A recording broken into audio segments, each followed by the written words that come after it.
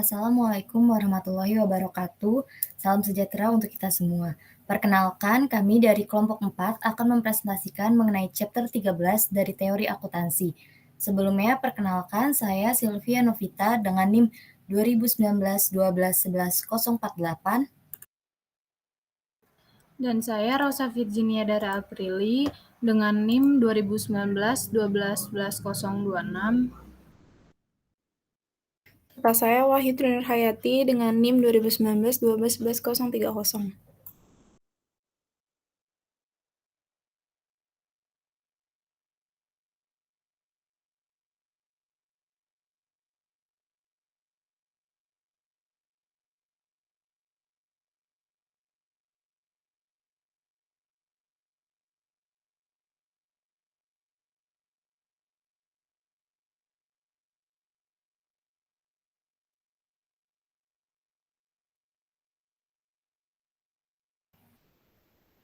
Chapter 13 dari teori akuntansi itu membahas mengenai penelitian akuntansi dalam perilaku. Teori akuntansi kami ini diampu oleh Bapak dosen Asosiat Profesor Dr. Sparta, SE, AKME, Penelitian akuntansi dalam perilaku ini sering kita kenal sebagai BAR atau Behavior Research in Accounting. Next.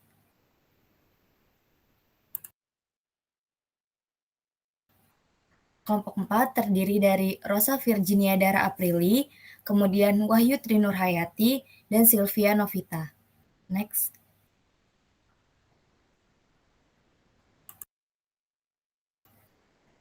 Sebelumnya, akuntansi keperilakuan ini merupakan bidang yang relatif baru dibandingkan dengan bidang ilmu akuntansi lainnya. Penelitian terkait dengan akuntansi keperilakuan merupakan suatu penelitian yang cukup menarik dilakukan oleh akademisi, mahasiswa, maupun praktisi. Penelitian aspek keperilakuan dalam akuntansi akan memberikan manfaat antara lain menyediakan informasi yang bermanfaat bagi accounting regulator dan meningkatkan efisiensi bagi akuntan dan profesi lainnya. Ada dua aspek yang perlu digarisbawahi dalam behavior accounting research atau BAR ini, yaitu mengenai behavioral atau keperilakuan dan akuntansi.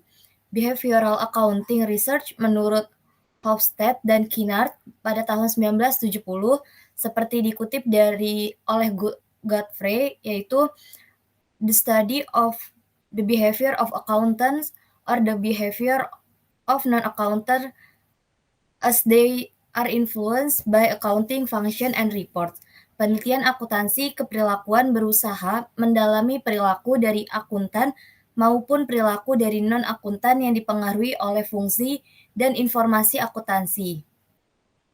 Kemudian, menurut Siegel, menyatakan bahwa behavioral science adalah human side atau social science yang dimana ilmu keperilakuan ini tidak terlepas dari disiplin ilmu psikologi, sosiologi, teori organisasi, ilmu politik, dan antropologi. Ditinjau dengan sudut pandang teori akuntansi, behavioral accounting research ini merupakan bagian dari positive research, yaitu penelitian yang bertujuan untuk menemukan fakta. Namun, BAR ini berbeda jika dibandingkan dengan penelitian positif lainnya, seperti penelitian terkait dengan agensi teori dan penelitian pasar modal. Jika dilihat, penelitian positif itu tadi telah disebutkan terdiri dari 3. Yang pertama, riset pasar modal yang telah dijelaskan pada chapter 12, kemudian ada teori agensi di chapter 11 juga, dan riset akuntansi perilaku. Di mana perbedaannya, jika riset pasar modal ini bertanya tentang how atau bagaimana pasar sekuritas itu bereaksi terhadap informasi akuntansi. Sedangkan kalau di riset teori agensi, ini tuh mengenai what dari insentif ekonomi yang menentukan pilihan metode akuntansi.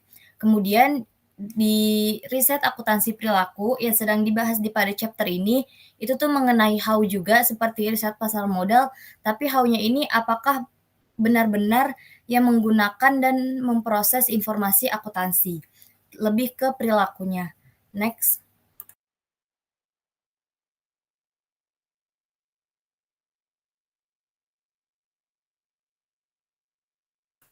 Kemudian jika teori positif yang ketiga tadi kita bandingkan dari ruang lingkupnya, kalau riset pasar modal ini melihatnya ruang lingkupnya itu secara makro atau lebih besar pada tingkat pasar sekuritas agregat. Sedangkan kalau untuk penelitian agensi dan perilaku dan teori perilaku, keduanya ini fokusnya lebih mikro atau lebih kecil di tingkat manajer, individu, dan perusahaan. Jadi untuk teori agensi dan teori perilaku bersifat mikro yang karena berfokusnya di dalam suatu manajer atau perusahaan, sedangkan riset pasar modal ini lebih luas lagi cakupannya karena bersifat makro di tingkat pasar sekuritas agregat. Next.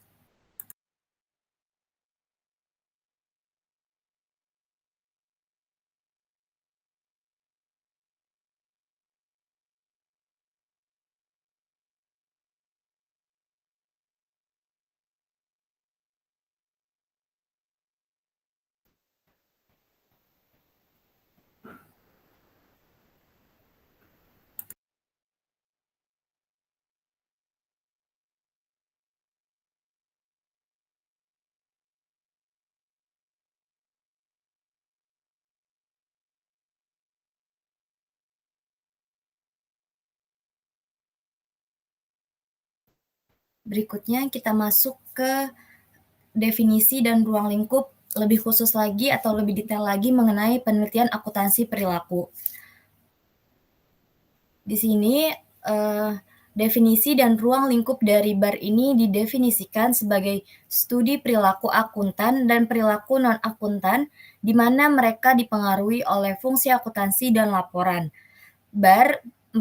BAR penelitian pasar modal dan penelitian teori agensi dapat disebut sebagai penelitian positif dalam pengertian bahwa mereka dikaitkan dengan penemuan atau sebuah fakta. Misalnya, penelitian pasar modal menanyakan mengenai reaksi pasar sekuritas terhadap informasi akuntansi. Teori agensi akan menanyakan mengenai insentif ekonomi yang berpengaruh dalam pemilihan metode akuntansi, dan BAR sendiri yang menanyakan mengenai bagaimana sebenarnya orang-orang menggunakan dan memproses informasi akuntansi itu sendiri. Bagaimanapun, mereka ini juga sangat berbeda dalam banyak hal. Sebagai contoh, penelitian pasar modal melihat level makro pada pasar sekuritas agregat, sedangkan teori agensi dan BAR berfokusnya ke level mikro pada manajer dan perusahaan. Penelitian pasar modal dan teori agensi diambil dari ilmu ekonomi dan mengesampingkan motivasi orang-orang dengan asumsi bahwa setiap orang merupakan pemaksimal kekayaan. BAR di sini pada sisi lain diambil dari ilmu lain seperti psikologi, sosiologi, dan teori organisasi yang umumnya tidak membuat asumsi apapun mengenai bagaimana orang-orang berkelakuan atau behave, dan namun lebih untuk mengetahui mengapa orang-orang berperilaku seperti itu. Penelitian di bidang perilaku akuntansi sudah sangat luas dan telah mencakup berbagai bidang kegiatan akuntansi dan bidang audit. Beberapa penelitian mengenai BAR telah diterapkan di bidang audit untuk meningkatkan pengambilan keputusan auditor. Sebagai contoh, ketika auditor merencanakan cara untuk melakukan audit atas klien tertentu, maka mereka harus menilai berapa banyak resiko yang terkait dengan klien.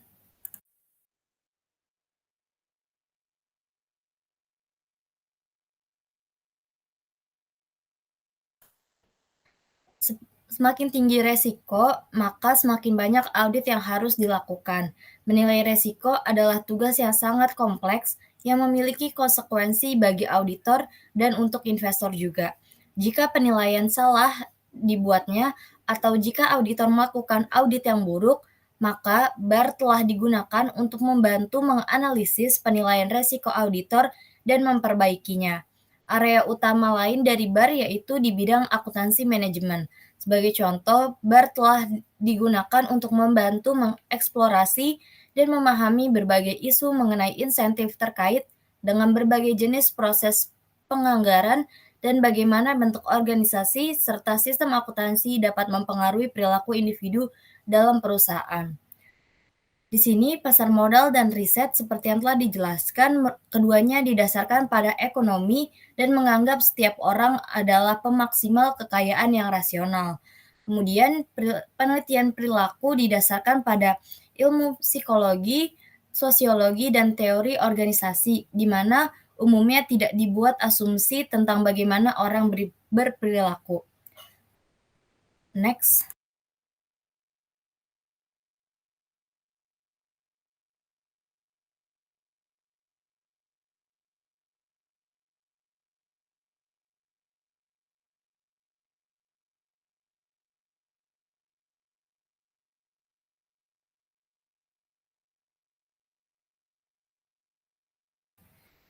Kita masuk ke definisi dari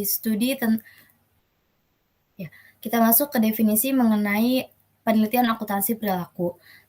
Dari Hofstede dan Kinnaird ini menyatakan bahwa akuntansi perilaku merupakan studi tentang perilaku akuntan atau perilaku non-akuntan karena mereka dipengaruhi oleh fungsi dan laporan akuntansi. Studi perilaku akuntan atau perilaku non-akuntan di mana mereka dipengaruhi oleh fungsi akuntansi dan laporan keuangan. Sebagai penelitian pasar modal dan penelitian teori agensi dapat disebut sebagai penelitian positif dalam pengertian bahwa mereka itu dikaitkan dengan penemuan atau fakta. Maka di sini itu di dalam akuntansi perilaku harus mengungkapkan sebuah fakta agar dapat dipercaya oleh lingkungan atau masyarakat serta oleh publik. Kenapa? Karena di sini dia harus menemukan suatu fakta dan dari perilaku para akuntan ataupun non-akuntan ini sangat berpengaruh kepada akuntansi dan laporan keuangannya. Next.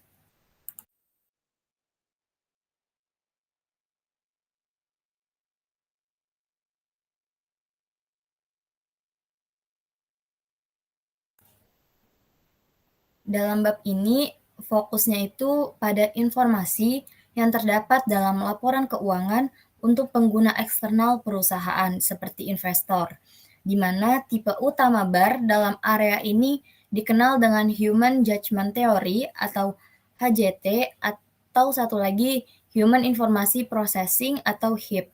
Di sini yang dimana tujuannya adalah untuk mendeskripsikan cara orang dalam menggunakan dan memproses segala informasi tentang akuntansi dan lainnya dalam konteks pengambilan keputusan.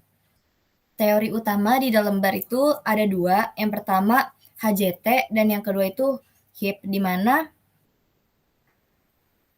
jenis utamanya ini itu nanti untuk melihat pertimbangan dan pengambilan suatu keputusan akuntan dan auditor serta pengaruh keluarannya atau output terhadap penilaian dan pengambilan keputusan pengguna.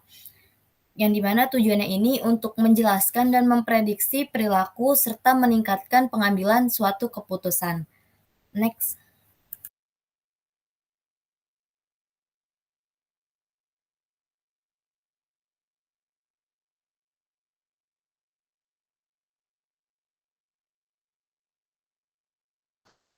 Kemudian kita akan membahas mengapa BAR ini penting, karena terdapat beberapa alasan mengapa BAR dapat dikatakan sangat penting untuk praktisi akuntansi dan yang lainnya. Yang pertama, pasar modal dan teori agensi ini tidak dilengkapi untuk dapat menjawab pertanyaan mengenai bagaimana orang menggunakan dan memproses informasi akuntansi. Maka dari itu, untuk mengisi kekosongan tersebut, maka diperlukan adanya penelitian yang memeriksa aktivitas pengendalian keputusan pada pengguna ataupun auditor dari informasi akuntansi. Maka BAR di sini akan berfungsi untuk menemukan bagaimana orang menggunakan dan memproses akuntansi informasi tersebut. Yang kedua, BAR akan dapat menyediakan wawasan berharga dan informasi yang berguna untuk meningkatkan pengambilan keputusan dalam berbagai cara. Pengambilan keputusan tertentu penting bagi pengguna laporan keuangan yang ingin menghindari pengambilan keputusan yang buruk yang dapat mengakibatkan kerugian, dan auditor yang menghindari penggugatan ke pengadilan. Selain itu, seorang akuntan perlu meningkatkan kemampuannya dalam mengumpulkan, memproses, dan mengkomunikasikan informasinya tersebut. Maka, BAR dapat membantu peningkatan kemampuan tersebut.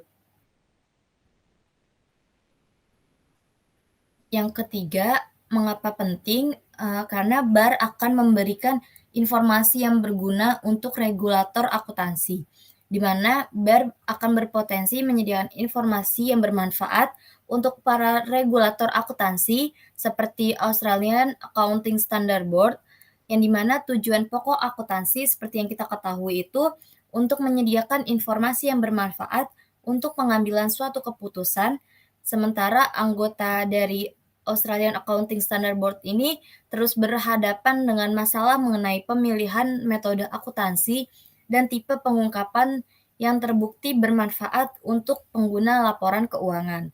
Penelitian akuntansi perilaku ini dapat mempelajari mengenai pilihan akuntansi tertentu dan melaporkannya kepada penentu standar tentang metode dan pengungkapan mana yang akan meningkatkan pengambilan keputusan pengguna yang tepat dan efisien.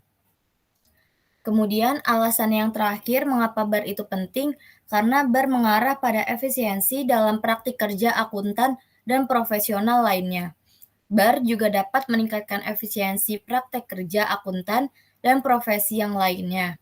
Misalnya, para ahli senior dan anggota berpengalaman dari sebuah perusahaan akuntansi dapat dicatat dan dimanfaatkan oleh metode BAR untuk mengembangkan sistem yang terkomputerisasi pada variasi konteks pengambilan keputusan, di mana beberapa kantor akuntan misalnya telah menggunakan metode BAR untuk mengembangkan sistem pakar untuk melakukan penilaian resiko potensial pada klien. Di masa lalu, tugas ini itu memakan waktu yang sangat lama yang dilakukan oleh anggota senior dari kantor akuntan, namun kini dapat dilakukan oleh staf yang kurang berpengalaman dengan menggunakan sistem pakar komputer lalu ditinjau akhir oleh perusahaan mitra. Next.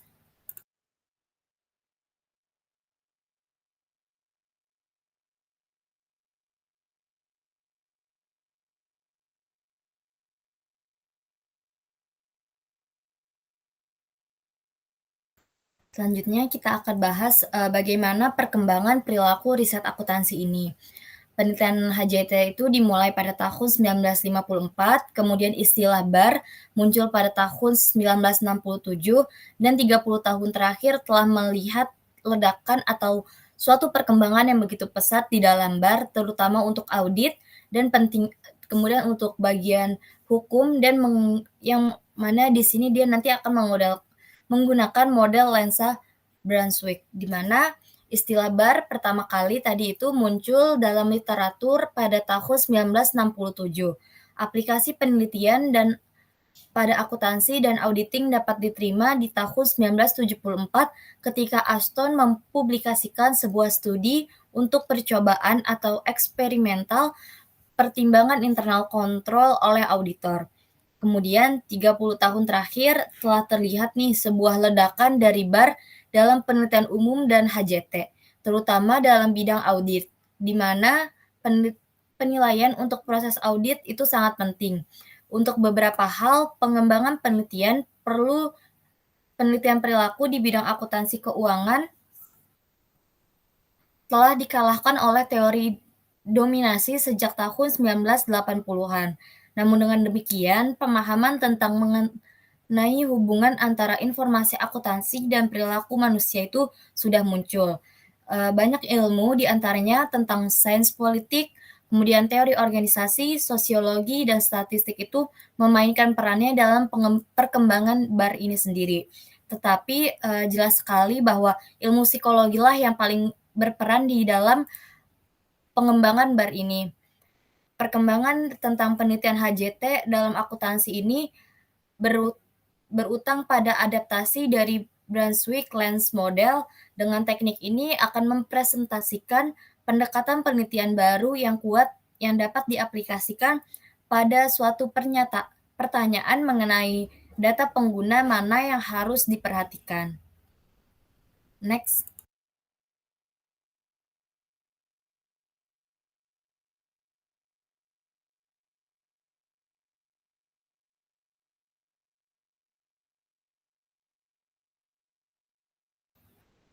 Nah, di sini ada ikhtisar dari pendekatan untuk memahami pemrosesan informasi.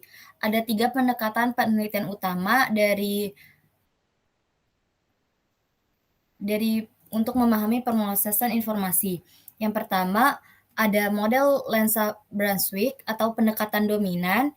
Yang kedua, ada pelacakan proses, di mana di sini akan membangun suatu kerangka atau pohon keputusan yang representatif. Yang ketiga, penilaian probabilistik mengenai pernyataan probabilitas berdasarkan teorema Bayes, di mana nanti untuk tiap-tiap pendekatannya akan dijelaskan lebih lanjut di slide selanjutnya.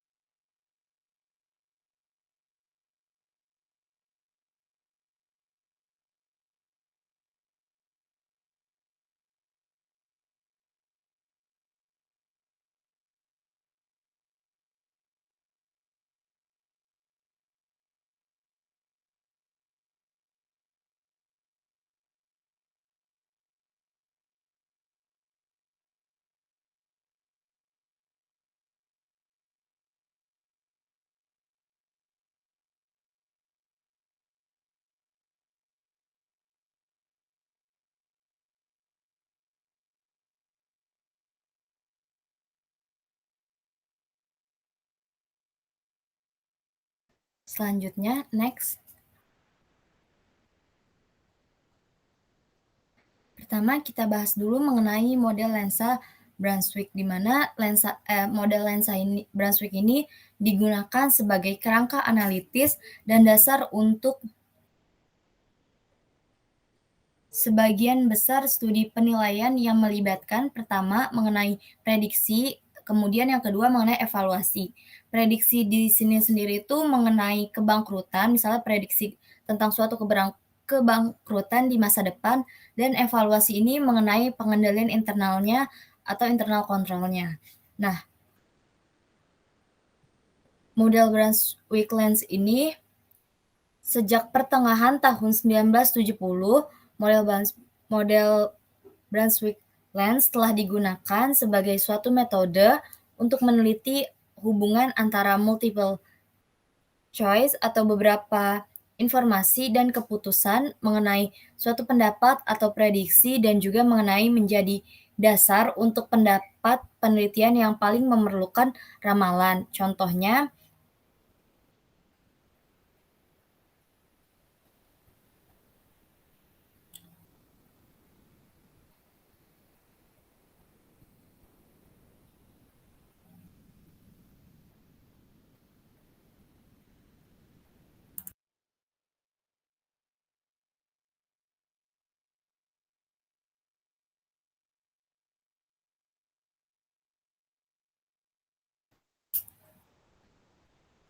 sejak pertengahan tahun 1970, model ini itu telah digunakan sebagai suatu metode untuk meneliti hubungan antara beberapa informasi dan keputusan, kemudian mengenai pendapat atau prediksi, dan juga mengenai atau menjadi dasar untuk pendapat penelitian yang paling memerlukan ramalan. Contohnya itu mengenai suatu kebangkrutan dan atau suatu evaluasi. Evaluasi ini mengenai bagaimana pengendalian internalnya dalam suatu model akuntansi sehingga dapat terus berkelanjutan ke masa depan.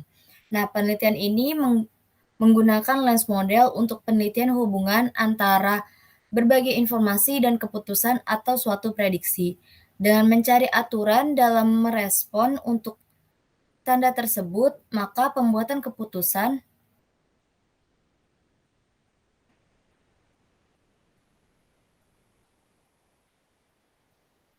Peneliti menggunakan lens model untuk meneliti hubungan antara berbagai informasi dan keputusan atau suatu prediksi dengan mencari aturan dalam merespon untuk tanda tersebut. Nah, pembuat keputusan, misalnya karyawan yang memberikan pinjaman bank, akan melihat melalui lensa isyarat, misalnya lensa isyarat ini dimisalkan menjadi sebuah rasio keuangan yang probabilistik terkait dengan sebuah kejadian. Nah, untuk mencapai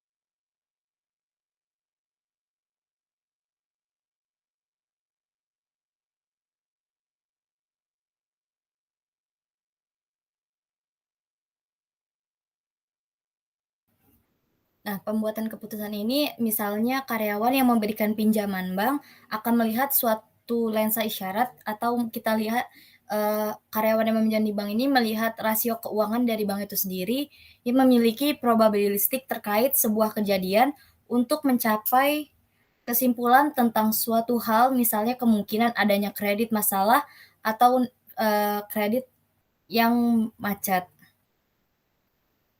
Nah, dalam mengembangkan versi tertentu dari model lensa Brunswick ini, maka subjek diminta untuk membuat penilaian untuk sejumlah besar kasus yang berdasarkan pada perangkat isyarat yang sama. Misalnya, mereka mungkin akan diminta untuk menilai nih apakah beberapa perusahaan cenderung gagal atau mengingat modal kerja perusahaan, terus tentang harga laba, laba bersih per saham, hutang terhadap ekuitas, dan rasio lainnya. Nah, sebuah model linear yang menggambarkan hubungan fungsional antara isyarat atau rasio dan tanggapan yang kemana tanggapan ini tuh memungkinkan suatu kegagalan. Kemudian dibangun sebagai alat untuk mewakili cara di mana informasi diproses oleh individu. Nah, secara umum nih penggunaan metode lensa Brunswick ini telah menyebabkan penemuan wawasan berharga mengenai pertama mengenai pola isyarat yang jelas dalam berbagai tugas di mana pola isyarat ini merupakan pola rasio keuangan. Kemudian yang kedua mengenai bobot yang bisa diambil oleh para pengambil keputusan untuk mencari implisit ditempatkan di berbagai syarat informasi. Kemudian yang ketiga, keakuratan relatif pengambil keputusan dari tingkat keahlian yang berbeda dalam memprediksi dan mengevaluasi berbagai tugas. Kemudian yang ketiga, mengenai keadaan di bawah sistem para ahli dan atau model perilaku manusia yang melebihi dari ilmu psikologi. Kemudian ada stabilitas atau konsistensi dari penilaian manusia dari waktu ke waktu. Kemudian ada tingkat wawasan keputusan berdasar pola mereka menggunakan data, dan yang terakhir itu mengenai derajat konsensus yang ditampilkan dalam berbagai tugas keputusan kelompok. Untuk materi selanjutnya akan dijelaskan oleh Rosa Virginia.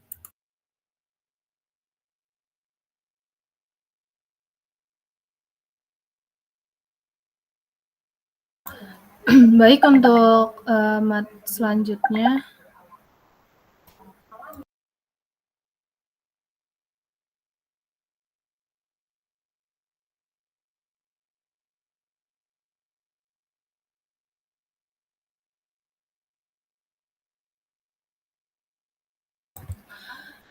Masih tentang model lensa Brunswick, di mana telah memberikan wawasan berharga tentang yang pertama, pola penggunaan isyarat jelas dalam berbagai tugas, lalu yang kedua, bobot yang secara implisit ditempatkan oleh pembuat keputusan pada berbagai isyarat informasi, lalu yang ketiga, akurasi relatif pembuat keputusan dari tingkat keahlian yang berbeda dalam memprediksi dan mengevaluasi berbagai tugas.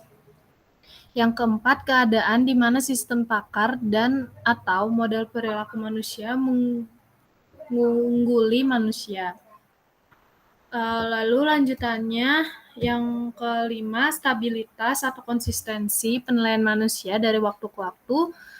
Selanjutnya, tingkat wawasan yang dimiliki pengambil keputusan mengenai pola penggunaan data mereka. Dan yang terakhir, tingkat konsensus yang ditampilkan dalam berbagai tugas keputusan kelompok. Brunswick-Lens model adalah alat yang sangat kuat untuk membantu kita memahami proses pengambilan keputusan dalam situasi yang sangat spesifik.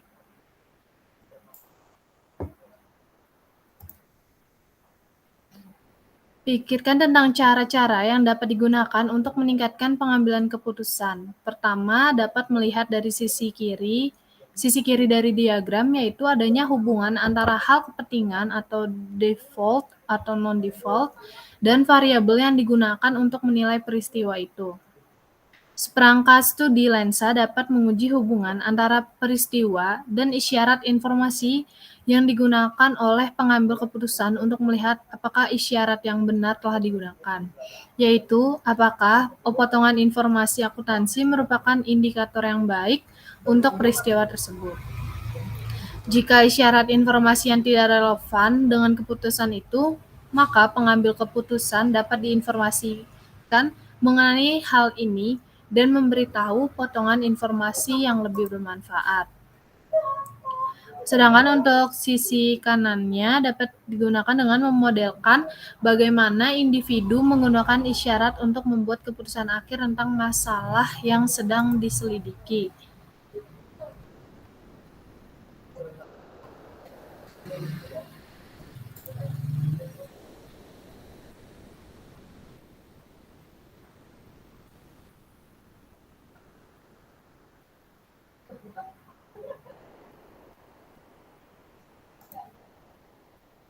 Lalu dalam penerapan model lensa, struktur model lensa dapat diterapkan ke hampir semua skema pengambilan keputusan, misalnya keputusan pinjaman. Secara eksplisit mempertimbangkan input atau penggunaan isyarat dan proses keputusan serta output atau keputusan akhir. Lalu secara umum penggunaan Brunswick-Lens model telah menyebabkan penemuan informasi berharga mengenai yang tadi sudah disebutkan, salah satunya yaitu pola penggunaan isyarat jelas dalam berbagai tugas. Nah, karena informasi ini berguna dalam memahami proses pengambilan keputusan, peneliti telah dan masih mencoba untuk menentukan semua model keputusan atau proses keputusan yang digunakan oleh berbagai kelas pengguna. Next.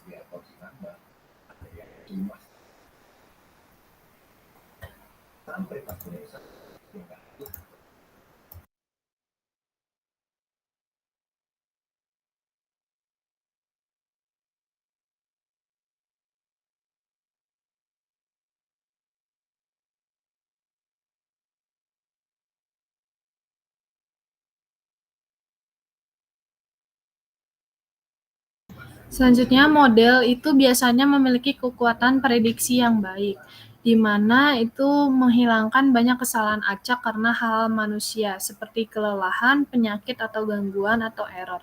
Dan ada juga batasan penting adalah bahwa itu bukan deskripsi yang baik tentang bagaimana orang benar-benar membuat keputusan. Jadi metode penelusuran proses ini dapat dikembangkan. Next.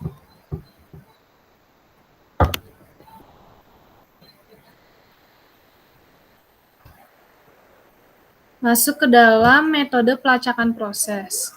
Ini memberikan penjelasan tentang bagaimana keputusan dibuat, lalu di mana pelacakan proses atau protokol verbal, lalu menghasilkan pohon keputusan untuk mewakili proses keputusan, dan ada klasifikasi dan pohon regresi chart. Seperti dijelaskan pada bab ini, model pengambilan keputusan berasal dari penggunaan model lensa Brunswick yang biasanya memiliki kekuatan prediktif.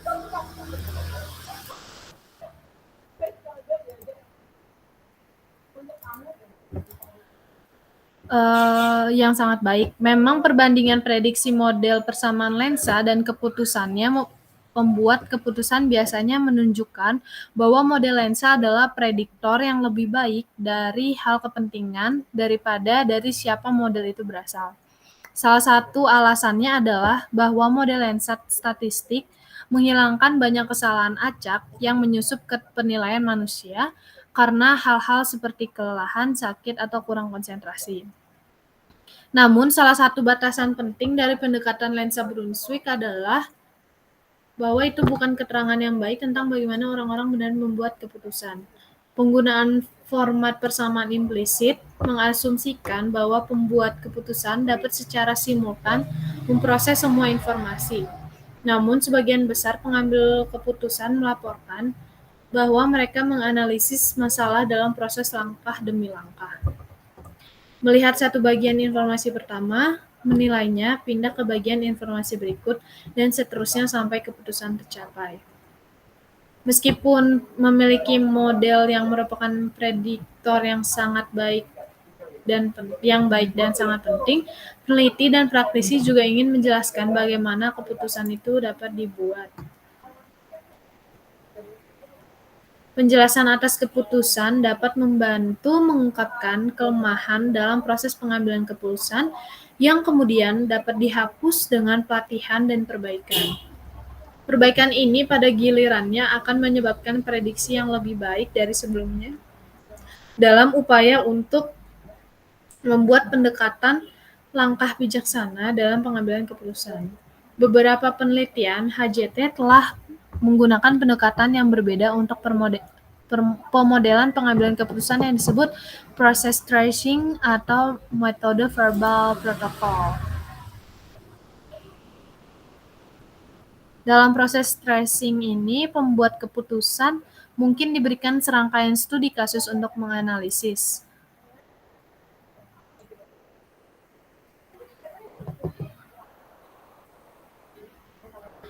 Tapi kali ini diminta untuk menggambarkan secara verbal setiap langkah yang dilewati ketika membuat keputusan. Deskripsi verbal dicatat oleh peneliti, kemudian dianalisis untuk menghasilkan diagram decision tree untuk mewakili proses keputusan pengambilan keputusan. Setiap lingkaran atau simpul dari pohon keputusan atau decision tree berisi pertanyaan yang terkait dengan langkah dalam proses pengambilan keputusan. Tergantung pada jawaban atas pertanyaan dalam node dari pohon, keputusan bisa diambil atau langkah lebih lanjut dibuat untuk mencapai keputusan. Jadi misalnya, langkah pertama dari proses pengambilan keputusan petugas bank adalah untuk menanyakan apakah rasio hutang terhadap ekuitas lebih besar. Jika jawabannya iya, maka petugas segera menyimpulkan bahwa pemohon pinjaman akan gagal. Jika jawabannya adalah tidak, maka petugas pergi ke tahap berikutnya dari proses pengambilan keputusan dan bertanya, apakah ukuran perusahaan lebih besar dari 10 juta dolar? Jawabannya atas pertanyaan ini kemudian mengarah ke pertanyaan lebih lanjut, dan begitu seterusnya sampai penilaian tercapai tentang kemungkinan pemohon pinjaman gagal. Secara umum, decision tree yang berasal dari proses metode penelusuran adalah deskripsi intuitif yang baik dari proses keputusan, namun relatif terhadap Brunswick Lens Model. Proses metode tracing tidak selalu menjadi prediktor yang baik dari hal kepentingan. Salah satu alasannya untuk ini adalah bahwa pengambilan keputusan sering mengalami kesulitan menjelaskan semua langkah yang mereka lalui. Hal ini terutama berlaku untuk tugas-tugas yang dilakukan pengambil keputusan rutin dan sering karena tugas menjadi begitu familiar bahwa proses pengambilan keputusan secara implisit dan tidak sadar dalam pikiran pembuat keputusan.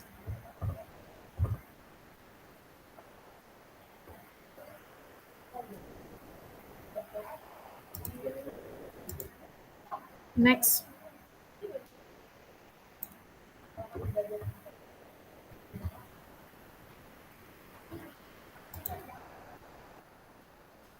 Beberapa penelitian telah mencoba untuk mengatasi keterbatasan umum dari kedua lensa dan proses pelacakan metode dengan menggabungkan kekuatan prediktif dan deskriptif dari dua pendekatan.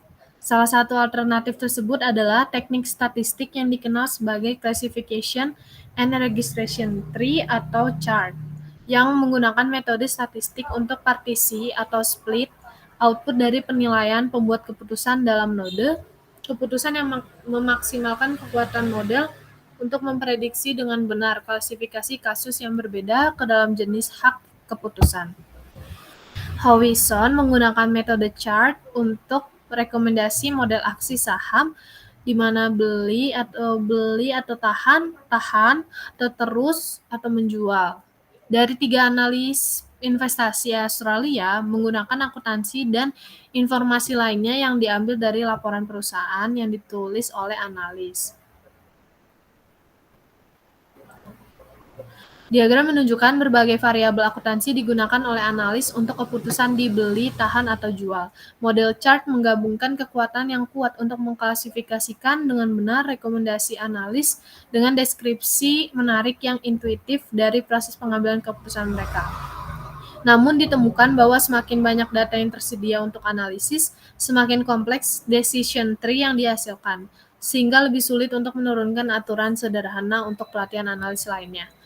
Kompleksitas relatif decision tree telah menjadi masalah umum, tidak peduli apakah proses tracing atau metode CHART telah digunakan.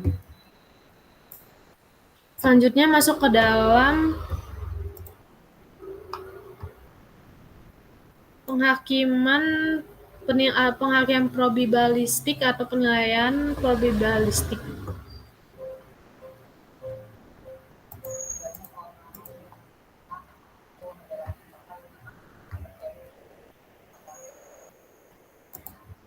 Model penilaian probabilistik berguna untuk melihat situasi dalam akuntansi di mana keyakinan awal tentang prediksi atau evaluasi perlu direvisi sekali untuk bukti lebih lanjut agar tersedia.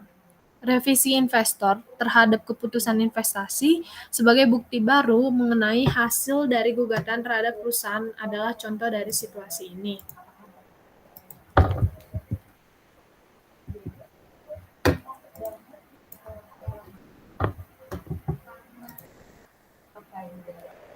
Model ini berpendapat bahwa cara normatif yang benar untuk merevisi keyakinan awal dinyatakan sebagai probabilitas subjektif adalah dengan menerapkan teorema Bayes, sebuah prinsip dari teori probabilitas bersyarat.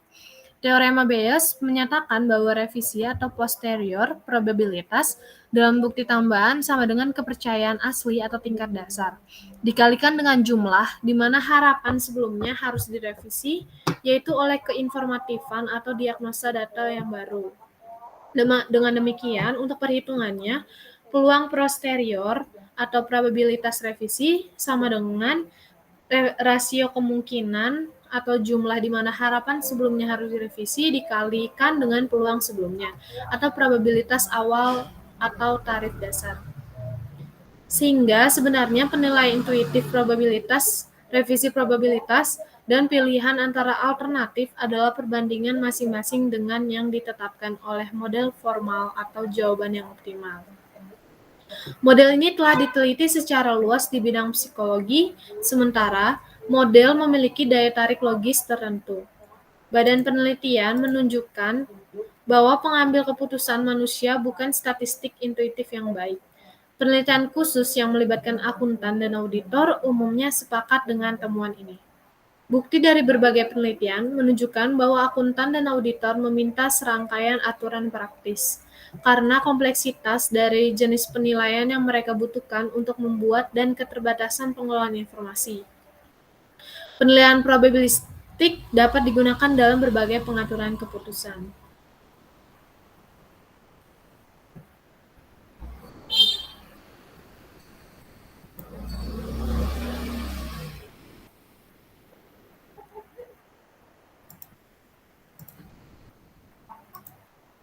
Next.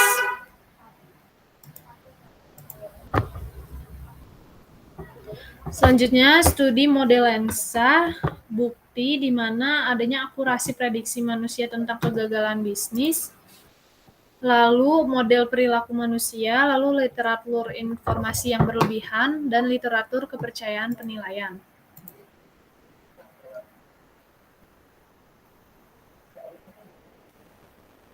Banyak penelitian telah menggunakan kerangka model lensa untuk memeriksa akurasi prediksi manusia dalam kegagalan bisnis. Tugas ini sangat penting dan realistis bagi orang-orang seperti investor, petugas pinjaman bank, kreditur lain, dan auditor. Secara umum, telah diteliti dengan memberikan subjek dengan sejumlah isyarat numerik seluruh kasus berulang dalam keberhasilan dan kegagalan bisnis yang sebenarnya, yang diambil dari data arsip.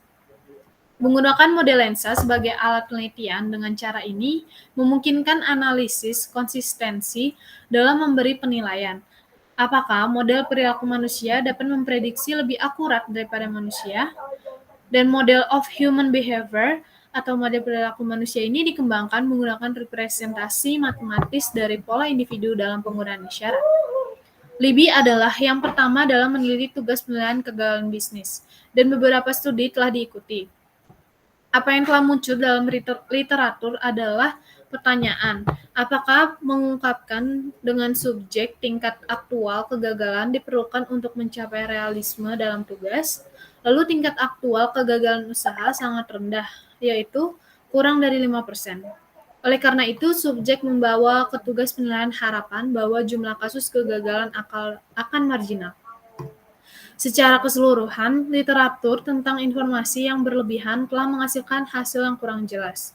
Salah satu alasannya untuk kurangnya hasil yang jelas pada studi yang berbeda adalah bahwa sebagian besar peneliti tidak berusaha untuk menentukan apakah data tambahan yang disediakan benar-benar informatif. Penilaian literatur secara konsisten menemukan bahwa kedua ahli dan yang bukan ahli adalah subjek yang percaya diri akan kemampuan mereka dalam tugas penilaian tertentu. Terlalu percaya ini tampaknya berasal dari 3 faktor. Yang pertama, kecenderungan bagi manusia untuk mencari dan kelebihan bobot umpan balik positif. Yang kedua, terbatasnya sifat umpan balik dalam banyak kasus. Lalu yang ketiga, variabel saling ketergantungan dari tindakan dan hasil. Selanjutnya, studi penelusuran proses atau penelitian tentang proses penelusuran. Model Brunswick-Lens dan penelitian ragam proses penelusuran adalah teknologi yang berbeda dengan tujuan yang sama dari permodelan proses keputusan yang selengkap mungkin.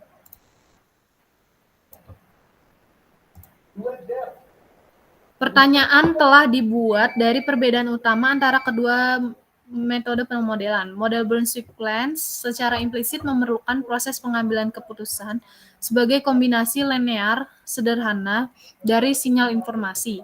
Sedangkan decision tree, pohon keputusan, berasal dari proses penelusuran yang mengakui sifat langkah demi langkah dalam pengambilan keputusan, di mana isi informasi dari satu bagian data berinteraksi dengan potongan data lainnya. Mayoritas studi yang telah menyelidiki linearitas penilaian pengambilan keputusan menyimpulkan bahwa asumsi kombinasi linear sederhana dari sinyal informasi dibenarkan, tetapi beberapa studi dalam konteks bisnis menemukan bahwa metode proses penelusuran merupakan keuntungan teknik pemodelan untuk mewakili pengambilan keputusan dalam berbagai konteks.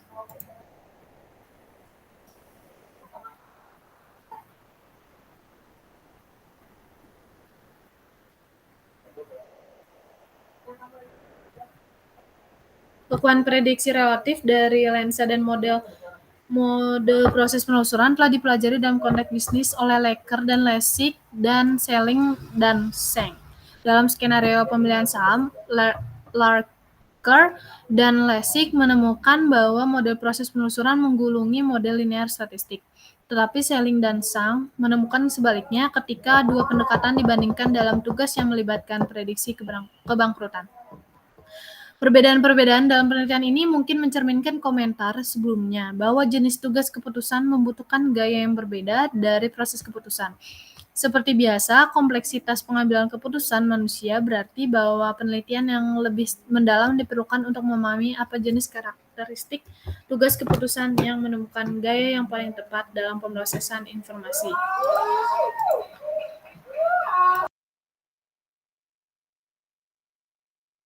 Next.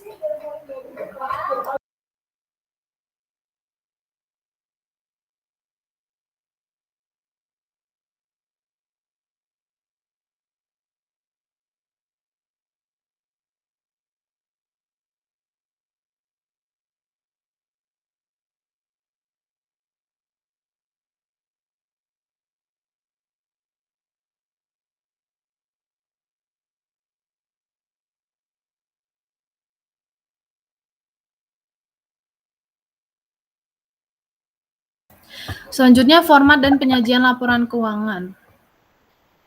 Libby pada tahun 1976, Libby mengamati bahwa 3 pilihan dasar pengambilan keputusan tersedia untuk meningkatkan pengambilan keputusan, di mana yang pertama, mengubah penyajian dan jumlah informasi, lalu yang kedua, mendidik para pengambilan keputusan, dan yang ketiga, mengganti pengambilan keputusan baik dengan model mereka sendiri atau dengan model pembobotan sinyal yang ideal.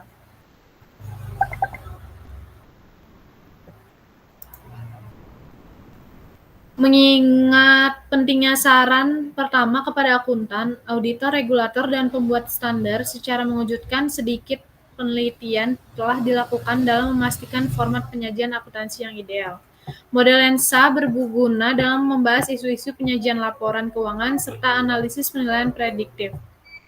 Ini memungkinkan analisis akurasi penilaian manusia dalam hal menentukan sejauh mana individu mendeteksi sifat penting dari tugas penilaian dan konsisten menerapkan kebijakan penilaian. Jika perubahan format laporan menghasilkan informasi yang meningkatkan salah satu karakteristik di atas, akurasi penilaian manusia harus juga ditingkatkan.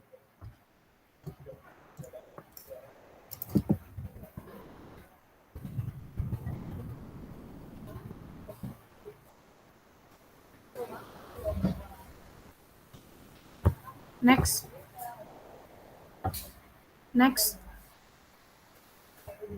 Selanjutnya, sedikit penelitian telah dilakukan mengenai format presentasi yang ideal. Yang pertama, misalnya grafik versus tabel, lalu warna versus hitam dan putih. Lalu ada hasil campuran dan tidak ada teori yang dikembangkan dan diuji dengan baik.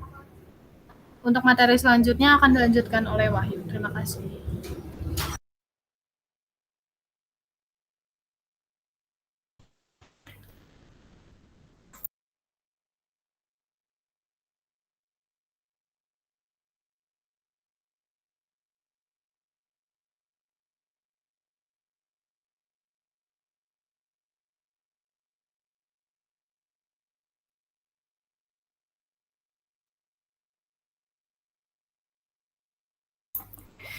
Untuk selanjutnya, saya akan membahas tentang studi penelitian probabilistik bukti.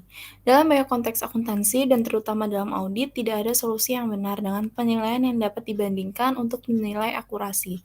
Salah satu cara untuk mengatasi kekurangan suatu kriteria benchmark yang digunakan untuk menilai kinerja adalah untuk menguji tingkat konsensus mengenai keputusan tertentu di sejumlah pengambil keputusan. Cara lain adalah dengan menggunakan model matematis atau statistik. Sebagaimana dibahas dalam bagian sebelumnya, penelitian penilaian probabilistik didasarkan pada analisis apakah manusia merevisi keyakinan mereka sejalan dengan teorema Bayes, bukti baru menjadi tersedia. Penelitian HJT dalam model secara konsisten menunjukkan bahwa manusia memiliki berbagai tingkat keterampilan dan diamati melalui berbagai tugas, merevisi probabilitas mereka sebelumnya pada tingkat lebih rendah daripada yang ditentukan oleh teorema Bayes ini.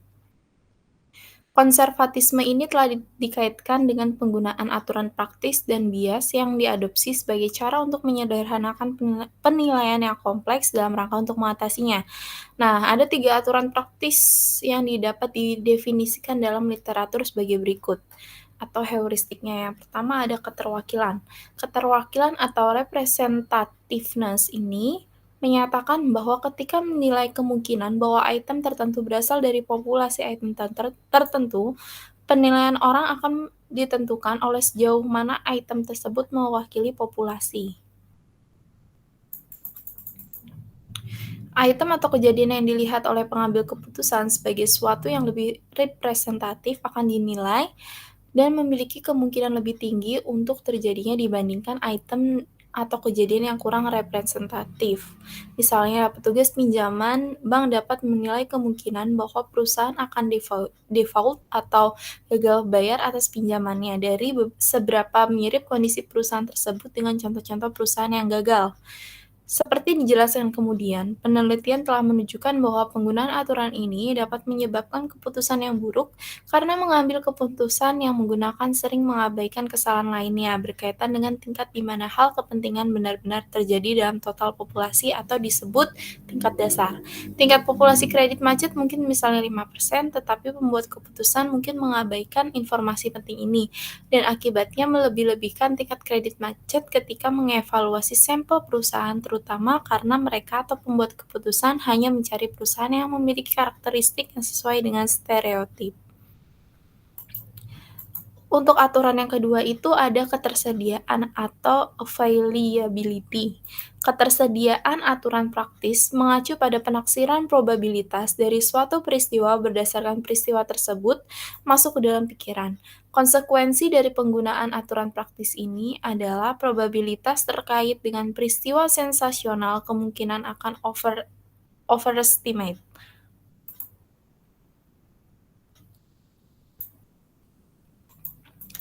Dan yang ketiga itu ada penahanan dan penyesuaian atau jangkar dan penyesuaian atau bisa disebut anchoring and adjustment. Aturan ini mengacu pada proses penilaian umum di mana respon awalnya dihasilkan atau diberikan berfungsi sebagai jangkar atau penahan dan informasi lain yang digunakan untuk mengatur respon itu. Konsekuensi dari aturan ini adalah kemungkinan tidak cukupnya penyesuaian dalam kaitannya dengan perubahan keadaan. Next.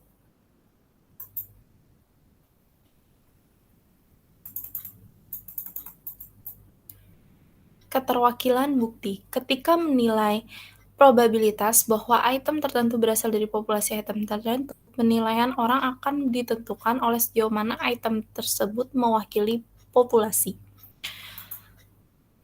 Kahneman dan Tversky pertama kali melaporkan adanya keterwakilan dan kecenderungan untuk mengabaikan tingkat dasar. Sejak itu, penelitian di kedua bidang psikologis dan akuntansi telah menyelidiki fenomena tersebut. Bukti yang meyakinkan dalam hal itu menunjukkan informasi tarif dasar, kadang-kadang diabaikan dan kadang-kadang digunakan secara tepat di dalam menentukan probabilitas dari suatu peristiwa. Dalam contoh ini berkaitan dengan penipuan manajemen. Tingkat dasar sangat rendah digunakan, seperti yang telah diperkirakan dalam contoh, subjek akan memberikan perhatian yang kecil untuk tingkat dasar rendah yang diberikan. Sejak penilaian audit sering melibatkan tingkat dasar rendah, dampak peristiwa tinggi, contohnya fraud, penulis menekankan tentang implikasi dari hasil ini. Namun Holt meragukan temuan Joyce dan Biddle memperdebatkan bahwa hal itu adalah pengungkapan masalah, mengarah ke efek framing yang telah didorong dari hasil mereka. Next. Untuk ketersediaan, itu adalah penilaian probabilitas suatu peristiwa didasarkan pada kemudahan kejadian peristiwa itu muncul dalam pikiran. Dasar dari aturan ketersediaan ini adalah penilaian yang didasarkan pada pengambilan dari memori atau konstruksi skenario yang relevan. Contohnya, semakin cepat mengingat masalah atau semakin mudah orang untuk mengingat masalah atau menghasilkan penjelasan tentang suatu peristiwa, maka semakin tinggi kemungkinan terjadinya penilaian terjadinya peristiwa. Namun, ini membutuhkan sampel besar dari probabilitas untuk meningkatkan akurasi prediksi. Moser memeriksa ketersediaan aturan praktis yang berhubungan dengan penilaian prediktif investor. Moser menemukan bahwa kelompok pertama subjek membuat prediksi probabilitas yang lebih tinggi mengenai peningkatan keuntungan bagi perusahaan. Meskipun tidak ada dasar objektif bagi optimisme mereka, dia menyimpulkan bahwa beberapa peristiwa lingkungan mengenai perusahaan tertentu yang menyebabkan liputan berita yang tidak proporsional mungkin sistematis mempengaruhi prediksi penilaian.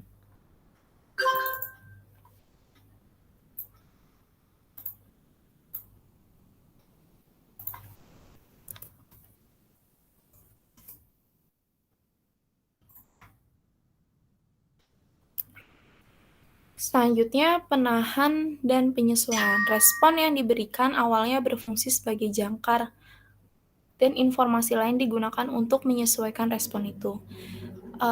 Menurut ahli Joyce dan Biddle, menggunakan kembali praktik auditor sebagai subjek dalam memeriksa efek perubahan dalam sistem pengendalian internal pada perluasan pengujian substantif.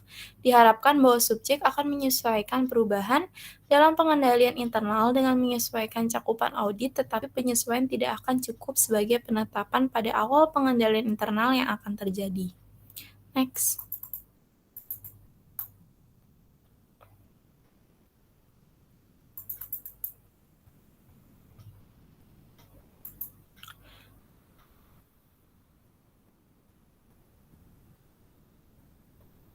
Masuk ke dalam materi akuntansi dan perilaku.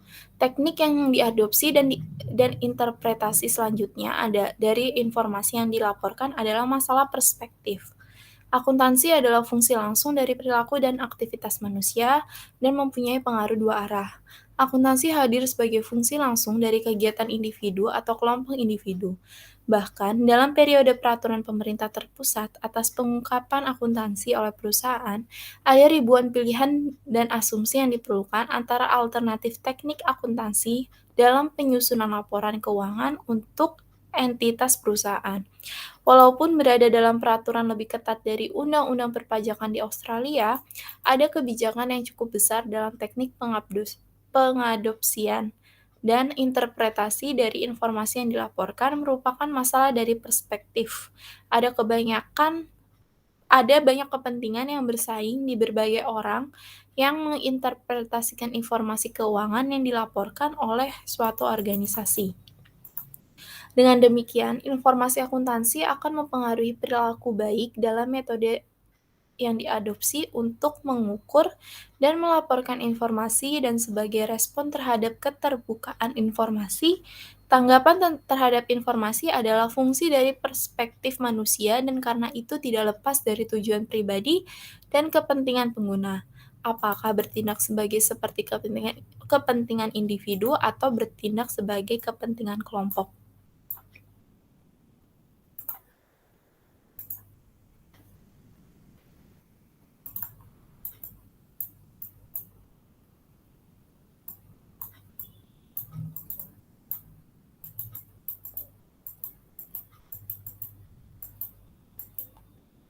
Tujuan dari akuntansi dan perilaku ini adalah untuk memperkuat tema yang mendasari seluruhnya dan sejumlah bab lain. Akuntansi yang merupakan fungsi dari perilaku dan aktivitas manusia. Dengan demikian, informasi akuntansi akan mempengaruhi perilaku baik dalam metode yang diadopsi untuk mengukur dan melaporkan informasi dan sebagai respon terhadap keterbukaan informasi. Tanggapan terhadap informasi adalah fungsi dari perspektif manusia dan karena itu tidak lepas dari tujuan pribadi dan kepentingan pengguna. Akibatnya, akuntansi beroperasi dalam lingkungan yang kompleks. Akuntan harus menyadari lingkungan seperti ini dan menghargai dampak informasi akuntansi terhadap perilaku.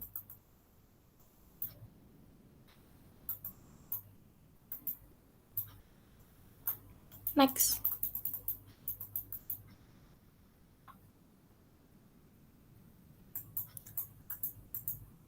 Keterbatasan BAR. Kontradiksi yang sering terjadi antara temuan penelitian serupa dengan pemrosesan informasi manusia jauh lebih kompleks daripada pengembangan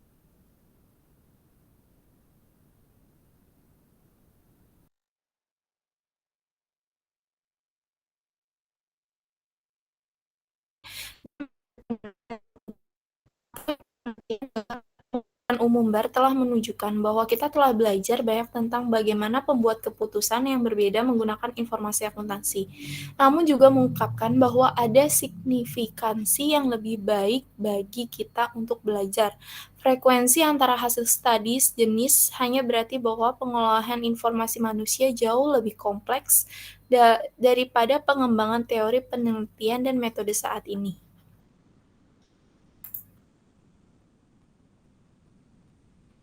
Keterbatasan BAR ini berarti belum mencapainya tingkat yang sama dari dominasi dalam literatur akademik saat ini, dinikmati oleh pasar modal dan teori keagenan sekolah penelitian. Secara keseluruhan, Keterbatasan utama dari BAR adalah kurangnya teori tunggal yang mendasari yang membantu dalam penyatuan pertanyaan, penelitian, beragam, dan temuan BAR. Berbeda dengan pasar modal dan teori keagenan, sekolah penelitian yang telah didasari kegiatan penelitian dan pengembangan teori dalam bidang tertentu dari ekonomi, peneliti BAR telah meminjam dari berbagai disiplin ilmu dan konteks dan tidak memiliki kerangka kerja umum dalam mengembangkan generalisasi yang berguna bagi para pembuat kebijakan. Terdapat juga tidak ada kemungkinan isyarat pengembangan dari teori semacam itu di masa mendatang. Namun demikian, hal itu tetap benar bahwa BAR adalah sekolah penelitian yang berharga dan praktis. Metode BAR ini telah digunakan oleh banyak kelompok pengambil keputusan untuk mengembangkan sistem ahli dan alat-alat praktis lainnya untuk pengolahan informasi dan tujuan pelatihan di tempat kerja. BAR juga alat-alat menawarkan janji yang mengungkapkan kesalahan sistematis, seperti aturan yang berbeda praktis yang sudah dibahas sebelumnya, yang dibuat oleh semua pengambil keputusan dalam konteks tertentu yang memiliki implikasi untuk perbaikan di tingkat makro. Misalnya, penelitian mulai menunjukkan bagaimana jenis insentif menghadapi analisis saham pada bias tempat kerja keputusan mereka. Kepentingan yang lebih besar sekarang sedang ditunjukkan dalam pengembangan pengukuran non-keuangan dari kinerja perusahaan seperti indikator kinerja lingkungan dan sosial yang diusulkan dalam pelaporan triple bottom line, seperti ada sedikit pengetahuan yang ada tentang apa pengukuran non-keuangan ini seharusnya atau bagaimana mereka harus dilaporkan. BAR ini memiliki peran penting untuk bermain dalam membantu praktisi akuntansi dan membuat kebijakan dalam mengembangkan daerah. Selanjutnya, kemajuan terus-menerus dalam teknologi penelitian dan metode akan memungkinkan para peneliti BAR masa depan untuk mengembangkan hipotesis yang lebih kaya dan tes tentang bagaimana pengambil keputusan memproses informasi akuntansi. Next.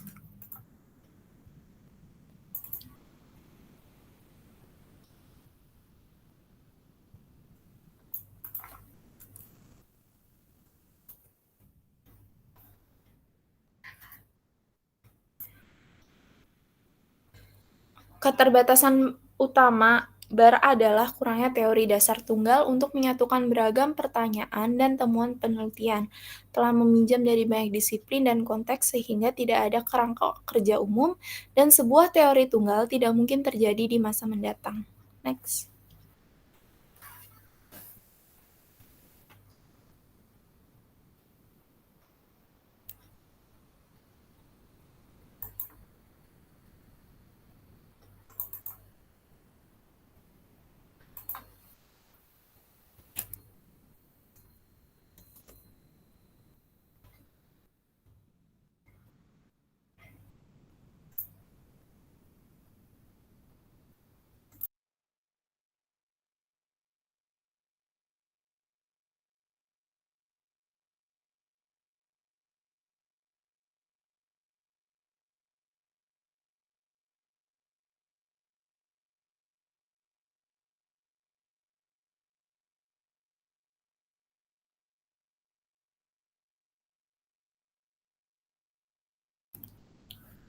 Masalah atau isu untuk auditor.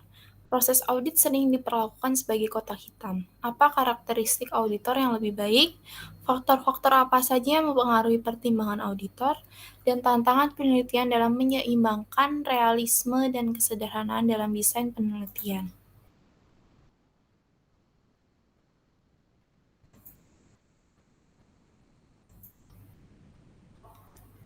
Sama seperti penelitian akuntansi perilaku dapat menjawab pertanyaan tentang bagaimana orang menggunakan dan memproses informasi akuntansi,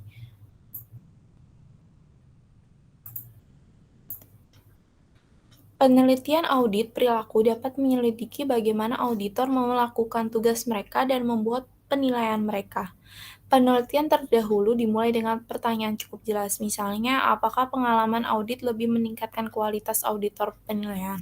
Meskipun kesederhanaan tampak dari pertanyaan ini, para peneliti segera menemukan bahwa jawabannya tidak ada yang pasti.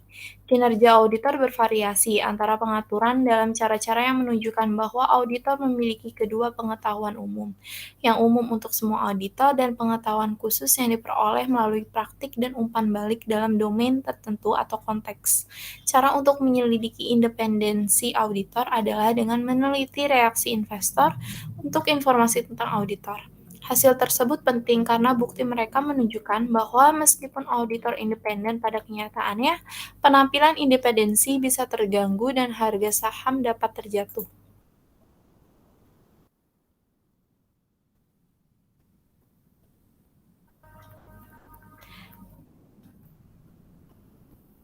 Cara lain untuk menyelidiki independensi auditor adalah dengan meneliti reaksi investor untuk informasi tentang auditor.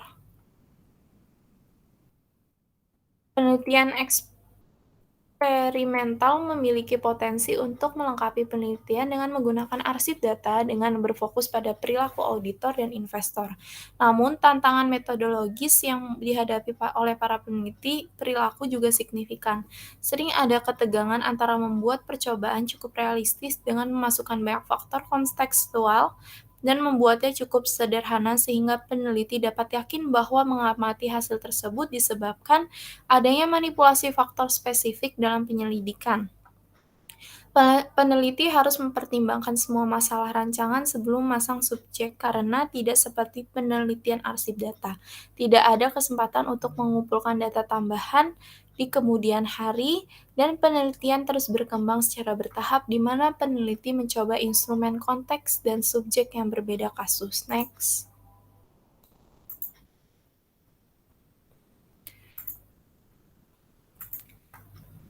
Dari presentasi dari kelompok kami dapat disimpulkan ringkasan, jika kita ingin memiliki pemahaman yang lebih baik tentang bagaimana orang menggunakan informasi akuntansi, maka kita perlu mempelajari perilaku aktual dan proses pengambilan keputusan. BER dapat digunakan untuk menjelaskan dan memprediksi perilaku dan meningkatkan pengambilan keputusan. Penelitian di bidang ini sangat bergantung pada model lensa Brunswick, metode penelusuran proses, dan model penilaian probabilistik, dan ada batas signifikan di BER. Next.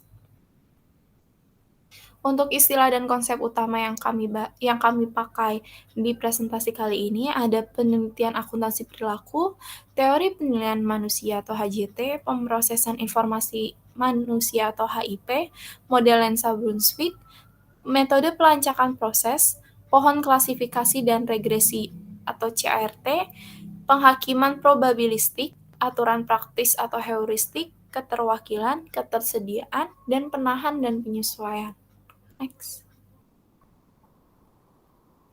Terima kasih. Sekian presentasi dari kelompok kami, kurang lebihnya mohon maaf. Assalamualaikum warahmatullahi wabarakatuh.